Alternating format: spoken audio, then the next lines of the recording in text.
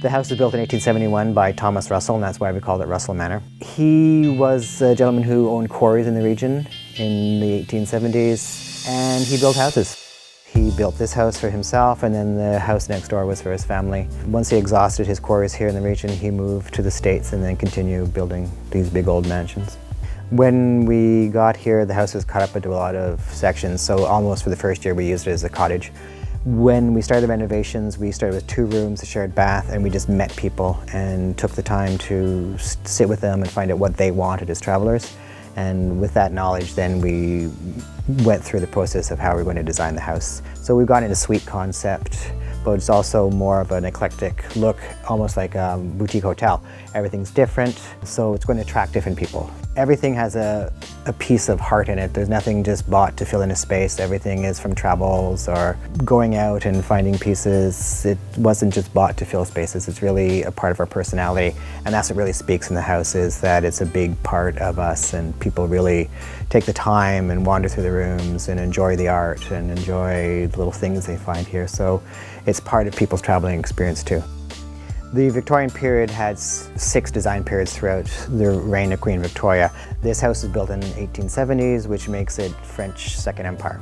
Being built at the beginning of that part of that period, it's very classic, so it's very strong, it's very masculine. My idea of my design now is I would decorate how a Victorian would decorate now if they had the resources that I have as a person living in 2000s. Fortunately for everyone, I have nothing to do with the food cooking in this house. That's Ron's baby. Our life usually starts around a cup of coffee and a food magazine, and Ron goes through it and decides what he's going to make. Everything's fresh, especially in the summer. We have our herb gardens and that, and Ron's picking tomatoes and herbs. And when you have an omelette with basil in it, that basil's been picked 2 minutes ago, and the tomatoes are being cut and picked while you're having your first start of your breakfast. So everything's fresh, really important to Ron.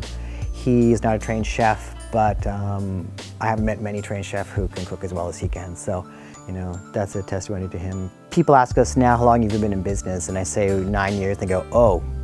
And most people think that we're coming to the end of it, and we laugh and look at each other and say, oh, we're just getting into our own stride now. Like, for us, 9 years into it, we finally just reached where we want to be. We're happy with the success we've built, and now it's the direction we're going in. So do I see this ending anytime too soon? Nope, I don't. We really enjoy it. Ron talks about retirement all the time, but I think this house will go from a B&B to a retirement home for us. So I don't see us stopping any moment right now. We enjoy the people still, we enjoy our business, so right now it's a win-win situation for us. My name is Michael Burton, and I own and operate Russell Manor Bed and Breakfast.